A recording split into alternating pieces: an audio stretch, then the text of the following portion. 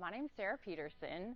I work in a clinic called Vera Health and Fertility. I'm an OBGYN, and our clinic specializes in holistic, personalized approaches to women's health and fertility. So we do a lot of deep dives into why a woman is having issues, and we focus on how do we help balance someone's hormones a bit more naturally, and how do we optimize their fertility as an alternative to IVF or other types of things. Today we're going to be talking about 8 ways to balance your hormones, and special thank you to Dr. Griffith and Dr. Lutz for inviting us here. We're super excited for this partnership, and so thank you. We really appreciate it to them and their staff who set all of this up for us. So I have what I call the 6 pillars of hormone balance, which are diet, sleep, weight, stress, exercise, and then spirituality. And then on top of that, I add in supplements and gut health because a lot of people ask, well, what can I do naturally to increase or decrease certain hormone levels? And then the other thing is, a lot of people don't realize how essential your gut health is to your hormone production. So the first one is diet. Diet is extremely important for your hormones. And what we do at Vera is we measure your hormones with blood and urine tests. And then we kind of make a personalized diet and we tailor that to what you need. So if you're estrogen dominant, you're going to need to have foods that help you metabolize estrogen. If you have low testosterone, then we have to give you foods that help you increase testosterone, that kind of a thing. But just in general, what's horrible for your hormones, processed food, refined carbs, and refined sugars. So if there's 3 foods you should totally cut out of your diet, these are the big 3. So instead of doing processed foods, I tell people, try to have nothing in a package. So everything that you eat should be meat, fish, veggies, fruit, something like that. If you have to have something in a package, like you have to have a granola bar for breakfast, really look at the back. It should for sure have 10 grams of carbs or less, and it should also have 5 ingredients or less. Preservatives are horrible for your hormones. They preserve things in your ovaries and your uterus, have a really high blood flow, so they just sit in your ovaries and they clog them up. So try to avoid things with preservatives, avoid processed things. The other big thing about refined carbs and sugars is that they cause really significant insulin spikes, and whenever your body's having an insulin spike, it can dysregulate and sometimes depress your natural hormone production. So if you have to do carbs, make sure you're getting them either in the form of fruit, something like that, or you're getting them as whole grain, brown, wheat, long grain, not white, not refined or processed. And then if there's 3 foods that are amazing for your hormones, it's fish, leafy greens, and seeds. There are others, but these are just a good starting point. So if there is one food that's amazing for your hormones, it's actually salmon, because salmon is a white fish. It's super high in omega-3 and omega-6, which is really good for your hormone balance, and it also has a really low mercury. So for ideal hormone balance, you want to be eating about 2 to 3 servings of white fish a week.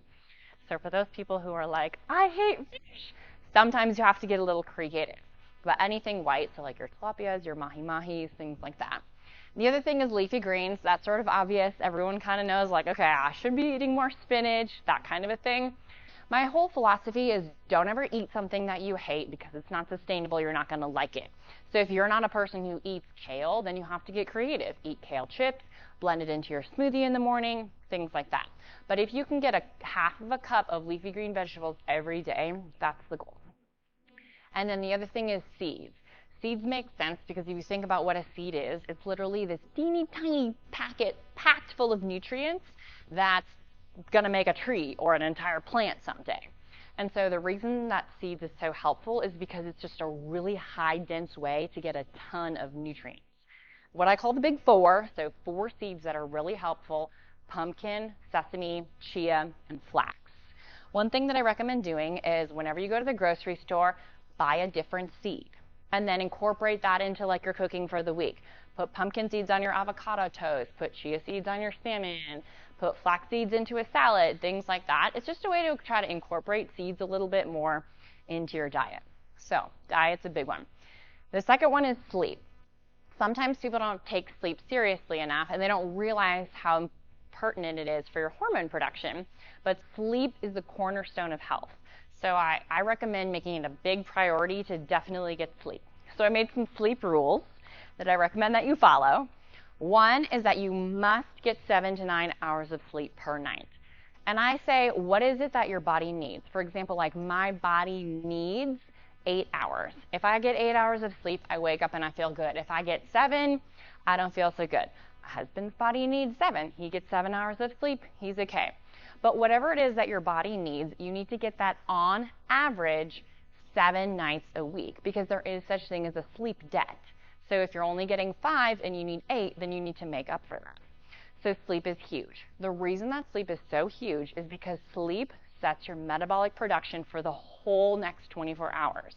So people who don't sleep well, for example, who are monitoring their glucose, they find that no matter what they eat, their glucose is all over the place. Whereas if they get a good night's sleep, they can kind of eat a little bit worse and their glucose is still in control. And the reason that glucose is important is because if your glucose is out of control and you're having insulin spikes, it also gives your body a hard time making hormones in proper amounts, because your metabolism, your hormones, your thyroid, they're all intimately related. You throw one off, it's going to throw the others off as well. So another rule, go to bed at the same time and wake up at the same time every day, even on weekends. And the reason that that's so important is because around 10 o'clock, your body starts ramping up its melatonin production. So it's basically naturally telling you it's time to go to sleep. And in order to keep that consistent so that you can fall asleep and stay asleep, you have to be doing that at the same time. And then your body starts making cortisol around 6 a.m. and your cortisol maximizes for the day at 8 a.m. And so you want to wake up around 6 o'clock to train your body, okay, start making cortisol, it's time to wake up, it's time to get my metabolism going. And then the other thing is no blue light or food 2 hours before bed. So sometimes my patients are like, you won't let me eat ice cream right before bed? Like, I always eat ice cream right before bed. And I'm like, okay, if ice cream is important to you, let's just move it up. Eat it right after dinner. Don't eat it right before bed. But what's really hard is that, I recommend no phones, no screens, no computers 2 hours before. So if that's part of your nightly routine, I recommend that you get into a little bit different of a rhythm, because that will train your body to start making melatonin in the proper amounts and to be able to go to sleep, stay asleep all night long, wake up feeling refreshed. So sleep is a big one.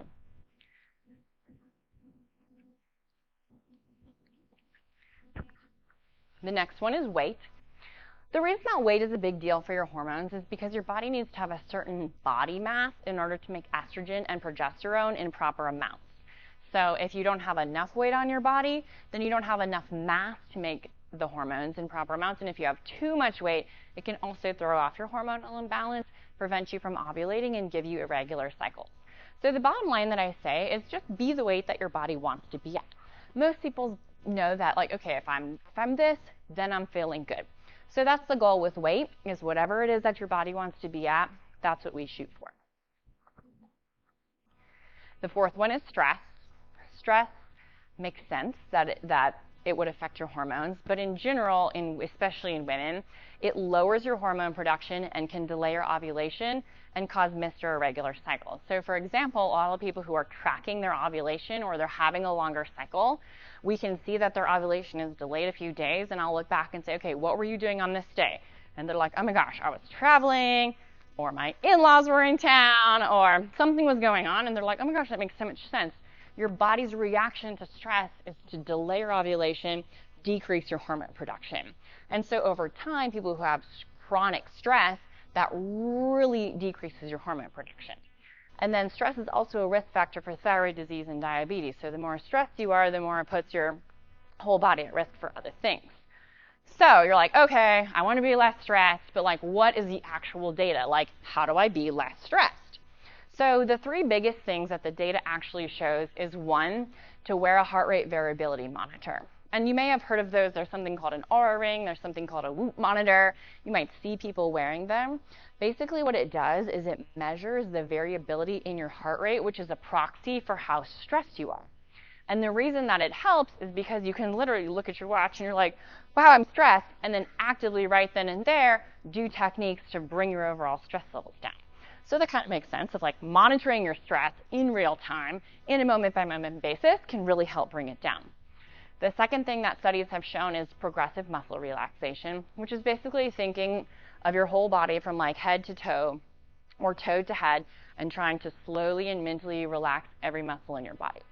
So sometimes it's hard to do, because if you're sitting in your chair at your office, then you'd fall off your chair if you relaxed everything. So then I say, pick a certain part of your body and just relax that. Usually it's the face. So just like take a second, think about your face, relax all the muscles in your face from head to chin, and that just has been shown to naturally decrease your stress levels quickly.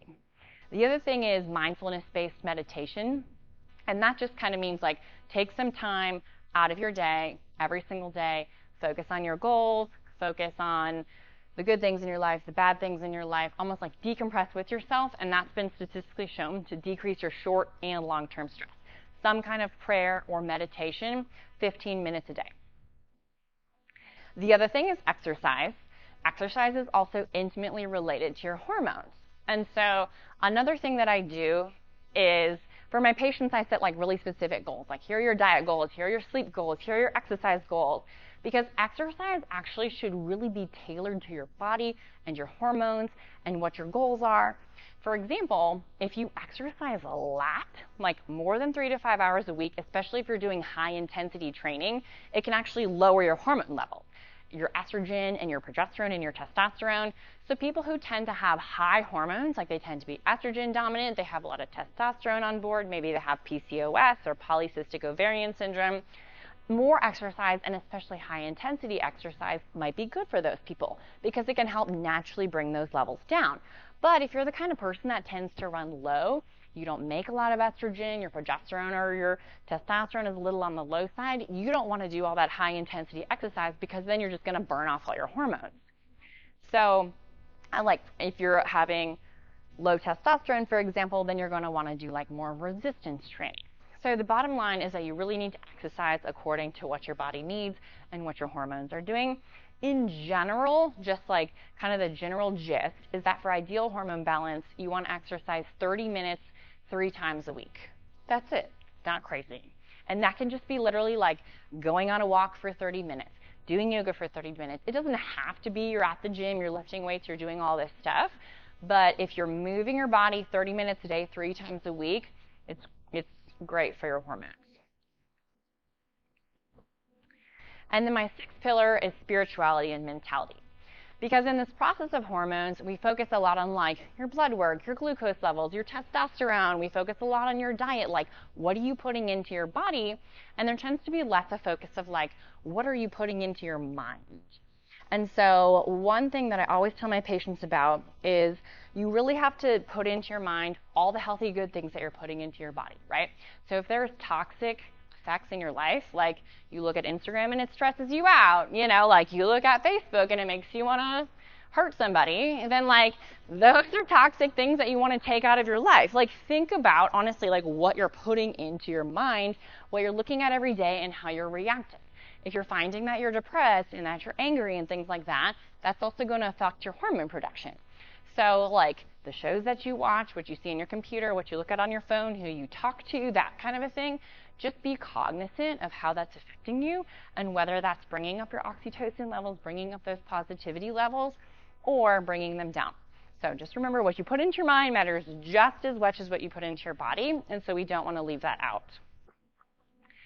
And then supplements is really big. In general, again, what I do is I kind of measure your hormones and I tailor supplements specifically towards you. But if there's 5 supplements that you want to take in order to increase or just your general hormone balance, one is Vitex. Another word for Vitex is chasteberry. This one's been really well studied. So in the studies, it shows that it decreases period pain, helps regulate your cycles, and helps with your progesterone production. The other one is B vitamins. There's 9 different B vitamins, but if you take a B vitamin complex, it's also been shown to balance your hormones. Vitamin D actually has most in the literature been associated in the past with things like bone health, calcium absorption, things like that. But a lot of the new data is coming out that it actually helps with your mood, so it helps with depression, it helps with your fertility, and just especially your ovarian and uterine health. And then omega-3s are super important because they help with our insulin sensitivity, and then they also help with stress reduction and hormone balance. And magnesium is another big one because magnesium is the building block for all the metabolic processes in your body. So taking magnesium just gives your body the building blocks it needs to even create organically those hormones naturally. So if you're just kind of starting out, you feel like you're a little bit imbalanced, these are kind of things to target to help your body produce those hormones in healthy amounts. And then the last thing is gut health. A lot of people don't realize that all the nutrition in the world is not going to be metabolized well if your gut is functioning poorly. So if you have a leaky gut, your microbiome is off, you have gut dysbiosis, then your body's not going to be able to absorb the nutrients properly in order to make hormones in the correct amounts. So one thing that's just important is to keep your gut healthy. So if you're feeling bloated, you're not having regular bowel movements, you tend to be more constipated, you tend to have more diarrhea, any of those types of things, you just feel like kind of like a general abdominal discomfort. Some of those are signs that your gut's not working well. Another sign is you've been trying all these things, all these diet changes, all these lifestyle things, and your hormones still aren't doing well, or we've started all your thyroid balancing protocols and your thyroid still isn't working, then maybe it's that we really need to focus on your gut and make sure it's actually your gut health that it could be affecting your hormone production. And so one thing, just sort of like a blank statement in order to improve your gut health, is a probiotic. So if you're worried, especially if you're bloated or you're worried about your hormone balance, it does help to take a good probiotic with a lot of different lactobacillus species in it to help with your gut. Just reclaim your gut microbiome, help those nutrients to be absorbed better to make hormones. So just remember that if you have an off gut, it can change your hormone levels and decrease your absorption of your nutrients. So that's all. If you want to check us out, we're at verafertility.com, and this is a picture of my office. If you want to come chat with me about your hormones and have coffee, then sign up. Thank you, and I'll leave it open for questions. Yes? Do you have a preferred test that you do for gut dysbiosis or something like that? Yeah, great question. So the question was, do I have a preferred test for dysbiosis? So I usually use a company called Genova, and it kind of depends on what the patient needs. For example, if they just want food sensitivity testing, we can do a blood test to see what it is that they're sensitive to. So is it wheat, sesame, rye, gluten, cranberries, cottage cheese, all these different things. But if we're worried that it actually is a dysregulation in their gut microbiome, then we'll do a gut effects test and have them poop in a tube, mail it in, and it'll give us a whole report on all their different genomics and metabolic properties, and then we can tailor that toward like a gut healing protocol. Yeah. Yeah. Yeah.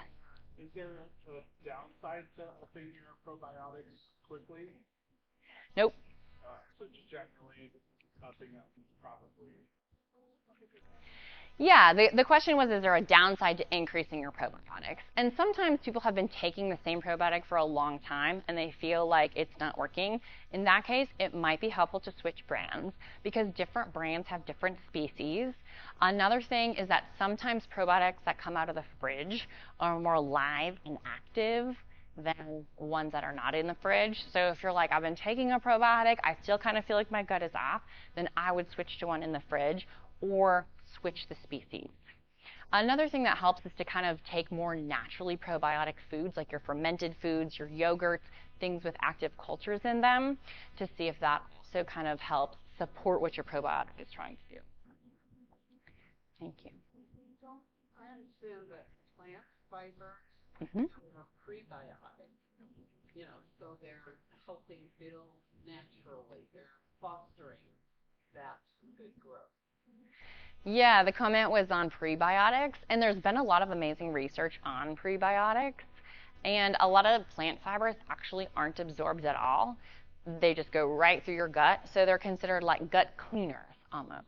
Like they're cleaning everything out, and so that's why it's good to have those mixture of fibers in there for sure. And it decreases your risk of colon cancer in addition to stabilizing your gut microbiome. So yeah, a lot of good benefits from those fibers for sure. Yeah. Yes. What was it? I was trying to take notes. Yeah. Yes. The other word for it is chasteberry. Chasteberry. Chasteberry, yeah. Yep. It's literally a plant. Like it's an herb. It's a plant-based supplement. Most people get it in the form of a pill. Yeah. Yeah. Welcome. Well, thank you so much for inviting us here. We're thrilled. Have a beautiful night.